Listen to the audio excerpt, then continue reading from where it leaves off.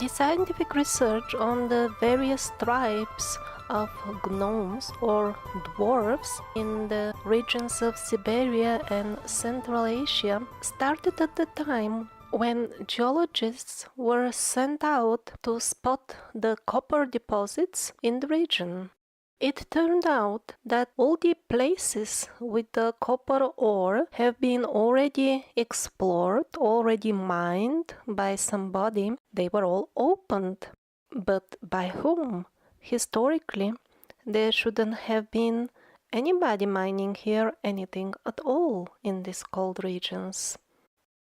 So a number of geological expeditions were organized in the region, which did an extensive study. These were not small expeditions, and some of them lasted even years. Their members were professors and the most respected geologists of the country at that time. As the expeditions arrived on the spot, actually there was no mystery. The local people knew very well the folks, the miners who were doing all this work, and their settlements were still there, not at all difficult to find.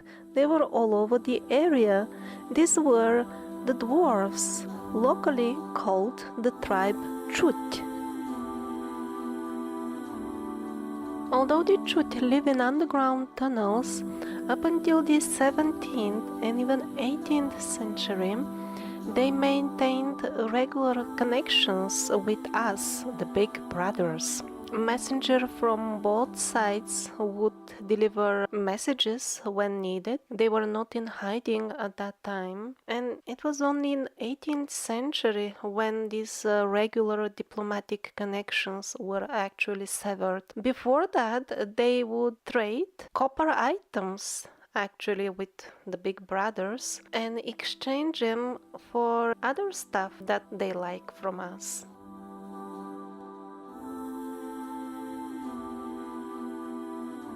So actually at the time of the very first expeditions, there were still living witnesses of the times when the dwarfs and humans coexisted peacefully and had a regular connection. These were some of the actual artifacts found by those expeditions at their settlements. Settlements of the dwarfs could be spotted up until the 20s or 30s of the last century, so not so long ago, just some 100 years ago. But in general, they preferred to stay in the tunnels in the dark because their eyes were not adapted to broad daylight, and if there was too much sun, the locals say their eyes would kind of even burst out.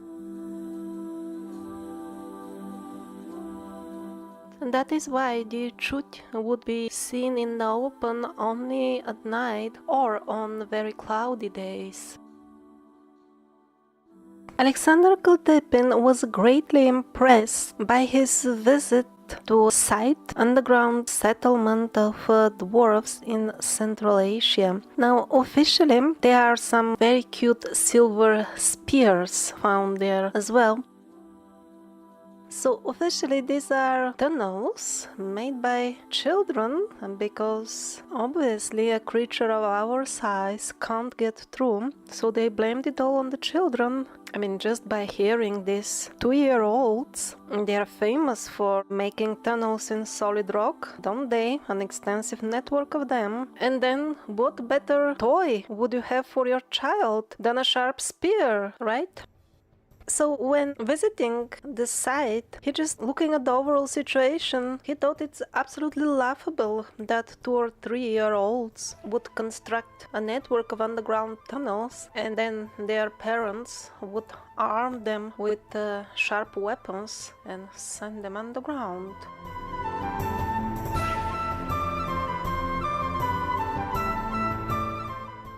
So, as we said some 100 years ago, the race decided to withdraw from on-land habitation, and currently they reside only in the deeper portions of the tunnels. Also, according to the locals in the area, their numbers are much smaller nowadays. There are encounters now and then, but those are just the isolated cases instead of regular relationships like before. There are still some entrances from the land to their dwellings. Of course, they are too small for us to follow, but they look like some sort of natural cavity, maybe a hollow tree or something of that sort. Actually, Alexander Koltypin was fortunate to get access to this super fascinating information about these expeditions during his first year of study in the Geological Institute in Moscow. Although the information was not included in the official curriculum of what is to be taught, still the actual records of the expeditions were there and were still accessible at that time. And it's not just the Chut tribe. There are a couple of different